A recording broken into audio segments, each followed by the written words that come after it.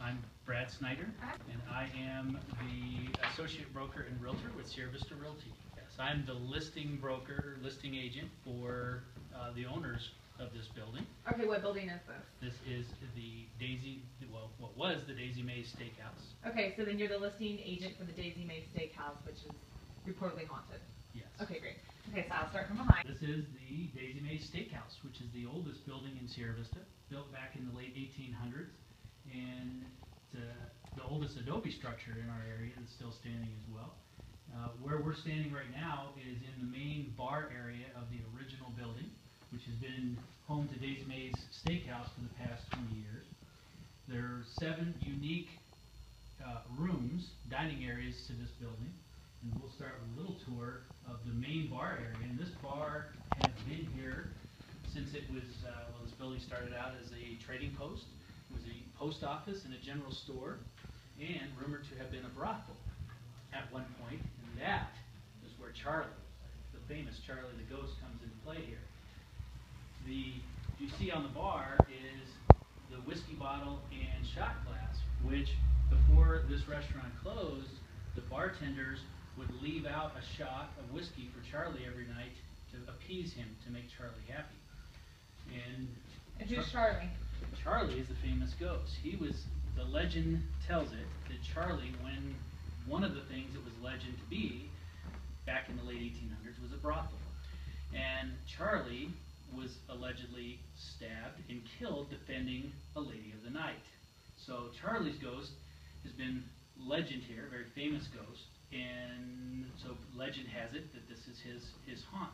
In this tour, we'll show you Charlie's room in the back where he was supposedly killed in the building.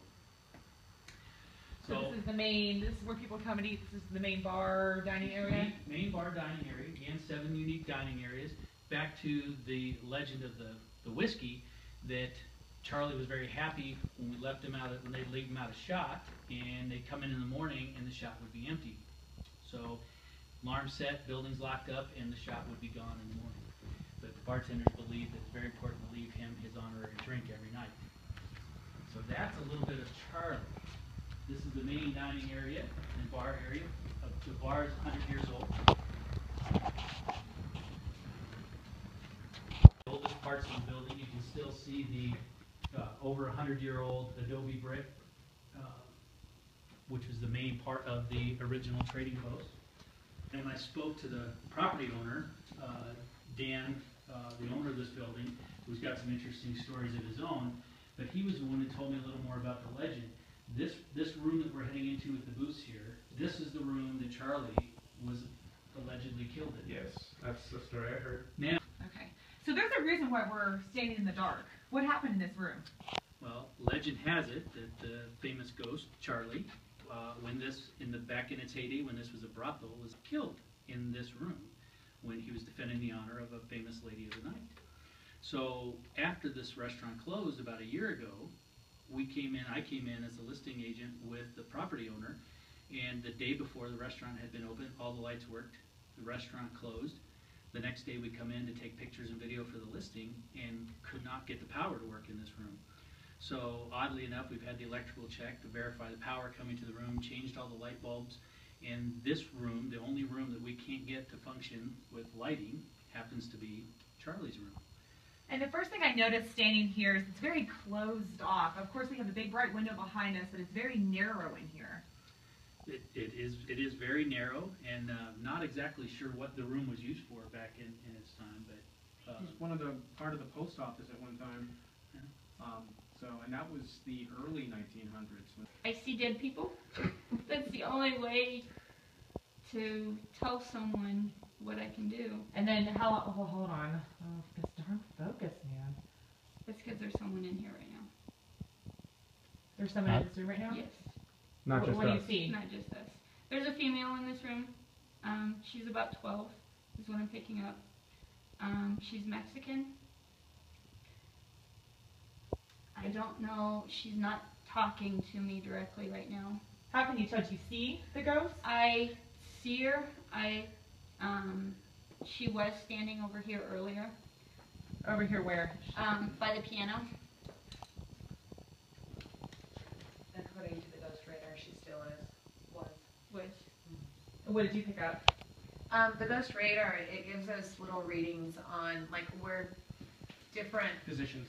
positions are that there's things in the air. Or how do you Ener- explain energy that? in the Energy. There you Energy go. in the It gives us little It location dots of the area of the room in a 360 circle, and it will pinpoint where something may be standing. And when she pointed and said that 12-year-old girl was right over here, it came up with a yellow dot right there.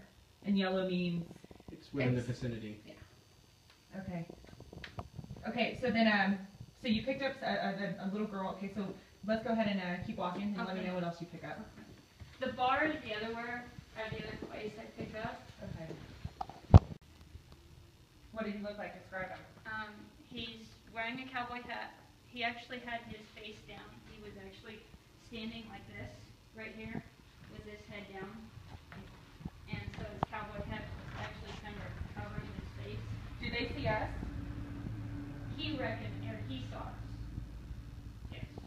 And what do you feel when you see something like that? He actually walked away at first, when we first walked in. But I almost feel like he's irritated at the place closed. Okay. Do you think that that's Charlie?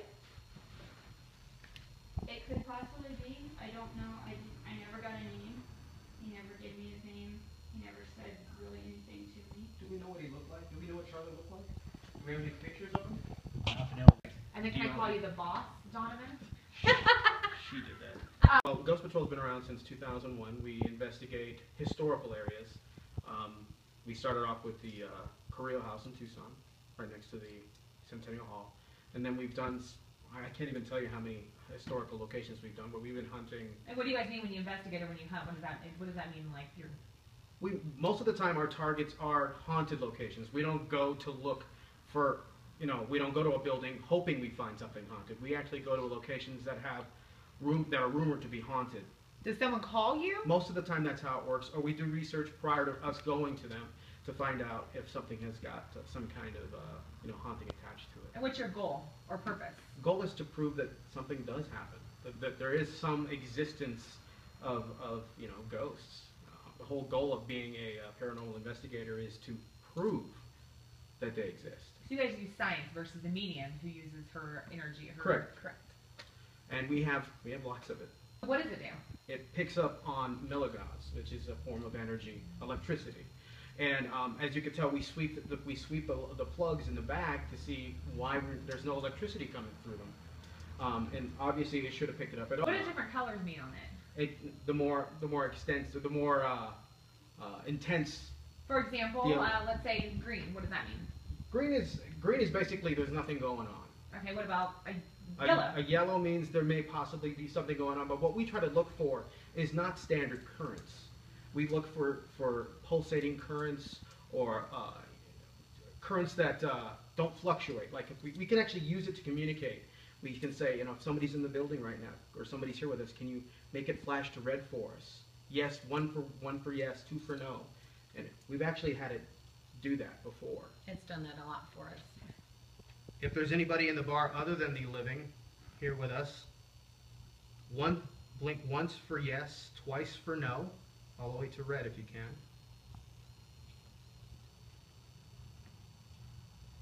Okay, the ghost radar just went off at that time. And we did get an echo. You want to see it? We had a purple Okay. echo. So tell us just what happened. What just happened? Well, the ghost radar works primarily on the same energy. It's just using the mobile app, and you can get these online.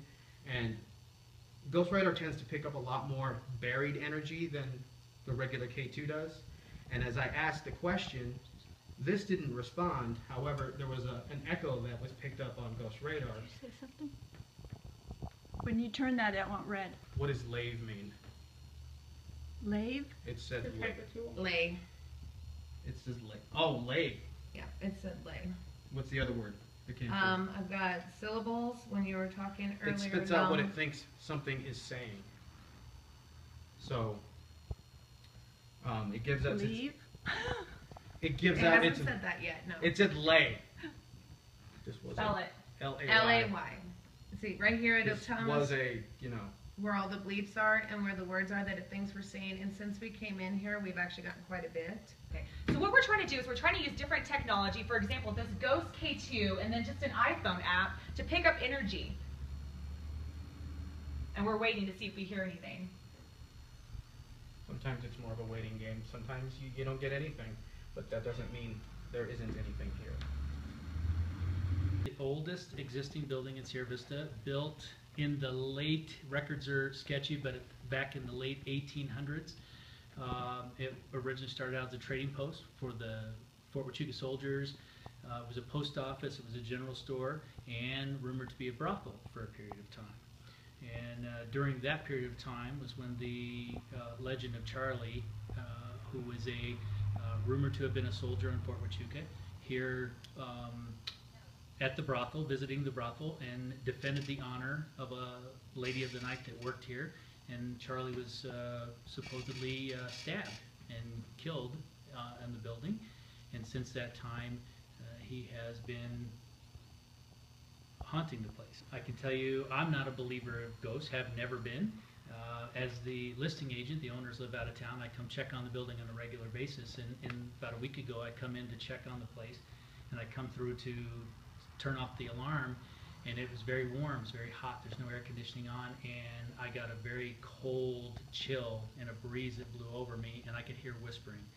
I can tell you, I don't spook easy. I set the alarm back again, and I booked it out of here. I did not stick around, and have kind of become a believer of Charlie. The owner, Dan, was telling me that the day he bought this building, they came in, had the locksmith change the locks. He was in doing some research and planning for turning it into the Daisy Mae Steakhouse. This is over 20 years ago. Changed the locks. He was in here that evening, turned off all the lights, locked up and left. He had the only keys to the building. Came back in the morning. Every light in the building was on when he got here in the morning. Dan also told me another story. Within a couple of months of that, they're leaving. It's late at night. The neon lights that are around the bar, you have to pull a chain to turn it off. He was turning off the neon lights. He turned off one, turned around, took a few steps, and the light came back on. Thought it was odd, turned around, turned the light back off again. Came back on again. This time he turned around and he yelled at Charlie. He said, "Quit messing with me, Charlie." And so he turned the light off the third time, and before he could turn around that time, the light came back on, and he believed it was Charlie's way of telling him, "Don't tell me what to do." So as I was conducting my interview with Brad, we kept hearing this ghost radar continuously go off and spewed out different words, which is really weird because it's been quiet ever since. Yeah. So what does that mean? Does the energy obviously know that we're here? Well, it's feeding off of us. It feeds off of any energy, and if it's a life form, it tends to use us more. And for some reason, the minute we came back into the bar area, it really started to fire up. It wasn't really going off in the back, but the minute we got right back at the bar where Teresa said she saw the guy, we started getting more hits. Well, I can tell you what, I was not spooked when I first got here, but hearing this continuously go off, I'm definitely spooked now.